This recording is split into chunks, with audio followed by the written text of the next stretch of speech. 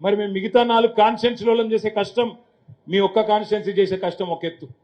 ఎందుకంటే మా దగ్గర ఉన్నాయి 2 లక్షల చిల్లర ఓట్లు, మీ దగ్గర ఉన్నాయి 3,62,000 ఓట్లు. మాకంటే ఆల్మోస్ట్ 50% ఎక్కువ ఓట్లు మీ కాడనే ఉన్నాయి. కాబట్టి కరీంనగర్ సీటు చాలా కీలకం. దయచేసి నేను మిత్రులను కోరేది, చెప్పండి, ఇంటింటికి తిరిగేటప్పుడు 2 విషయాలు చెప్పండి. బడే బాయ్ కా బడా దోఖా బోలో. 2014 में 2014లో బడే బాయ్ ఏమో బడా దోఖా చేసిండు, 2023లోనేమో छोटे भाई రేవంత్ రెడ్డి ఏమో ఇంకో బడా దోఖా తెర తీసిండు. 2014లో ఏమన్నాడు మోడీ, 15 लाख డాల్ దేతాం అన్నాడు, జన్ ధన్ అన్నాడు, 2 కోట్ల ఉద్యోగాలు అన్నాడు, రైతుల ఆదాయం డబల్ అన్నాడు, ప్రతి ఒక్కరికి ఇల్లు కట్టిస్తా అన్నాడు, బుల్లెట్ రైళ్లు ఉరుకుతాయన్నాడు, అమెరికా కూడా వచ్చి లైన్లో నిలబడతాడు మనకాడ వీసాలకు అన్నాడు. అన్ని కథలు చెప్పిండు. 10 ఏళ్లయింది, ఇంతవరకు అతి లేదు గతి లేదు, ఏది సకదనం లేదు. छोटे బాయ్ వచ్చిండు రేవంత్ రెడ్డి. छोटे బాయ్ ఏమన్నాడు, అరిచేతుల వైకుంఠం చూపెట్టిండు. ఇక్కడ ఒక సినిమా మొన్న, మహిళలందరికీ తులం బంగారం ఫ్రీ, బస్సు ఫ్రీ, నెలకు 2,500, ముసలోళ్ళకు 4,000, రైతులకు 2 లక్షల రుణమాఫీ, 500 క్వింటాల్కు బోనస్, అందరికి స్కూటీలు ఫ్రీ, వ్యవసాయ కూలీలకు 1000 రూపాయలు, ఆటో డ్రైవర్లకు 1000 రూపాయలు, కౌలు రైతులకు రైతు భరోసా, బీసీలకు బీసీ సప్లాన్.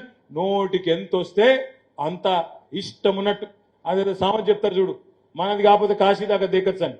ఓ గట్ల నోటికి ఎంత వస్తే అంత చెప్పుకుంటా छोटे బాయ్ కూడా మోసం చేసిండు. ఇవాళ ఇక్కడున్న మా కరీంనగర్లో ఉన్న మా సోదరులు ఆలోచన చేయాలి.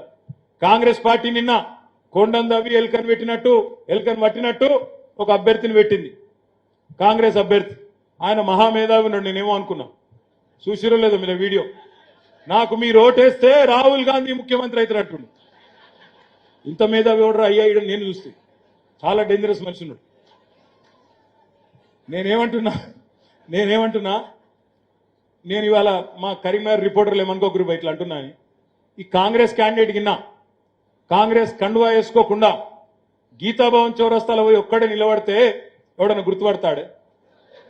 ఎవడన్నా గుర్తుపడతాడు ఒక మనిషి అన్న కరీంనగర్లో? కరీంనగర్ పట్టణంలో గుర్తుపట్టరు, మా సిరిసిల్లలో గుర్తుపట్టరు, హుజురాబాద్లో గుర్తుపట్టరు, మానకొండలో గుర్తుపట్టరు. గీతాభవన్ చౌరస్తాలు నిలబడితే ఎవరో పాపం బస్సు కోసం నిలబడేమో అనుకుంటారు. అంతే తప్ప ఆయన లీడర్ కాదు, మన్ను కాదు. ఎప్పుడో 15 ఏళ్ల కిందట ఏదో పోటీ చేసిండట, తర్వాత పత్తలేడు. గాయనట క్యాండిడేట్ అట, ఆయన తీసుకొచ్చి ఇలా బలవంతంగా రుద్దుతున్నారు. నేను అడుగుతున్నా ఇలా కాంగ్రెస్ పార్టీని, ఇది మ్యాచ్ ఫిక్సింగ్ కాదా? బరాబర్ మ్యాచ్ ఫిక్సింగే. ఇక్కడ పెద్దలు జీవన్ రెడ్డి పోటీ చేయాలనుకున్నారు, మాజీ మంత్రి, కరీంనగర్ సుపరిచితుడు ఆయన. ఇక్కడ పోటీ చేస్తా అని చెప్పి పాపం కోషిష్ చేసిండు.